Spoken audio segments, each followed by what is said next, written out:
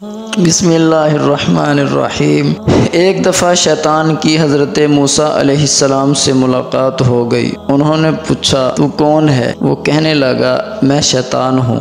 انہوں نے فرمایا تو لوگوں کو گمراہ کرنے کے لیے بڑے ڈورے ڈالتا پھرتا ہے، تیرے تجربے میں کون سی بات آئی ہے؟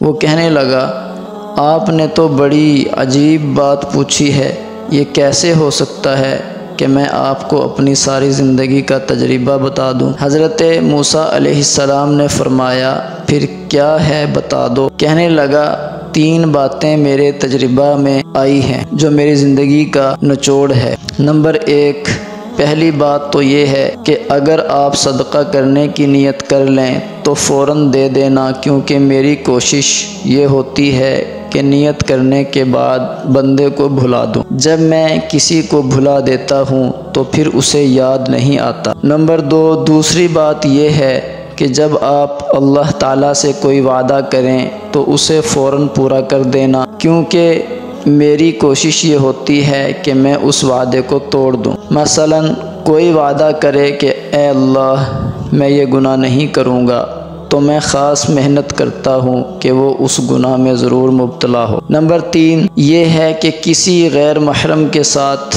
تنہائی میں نہ بیٹھنا، کیونکہ میں مرد کی کشش عورت کے دل میں پیدا کر دیتا ہوں اور عورت کی کشش مرد کے دل میں پیدا کر دیتا ہوں۔ میں یہ کام اپنے چیلوں سے نہیں لیتا، بلکہ میں بذات خود یہ کام کرتا ہوں۔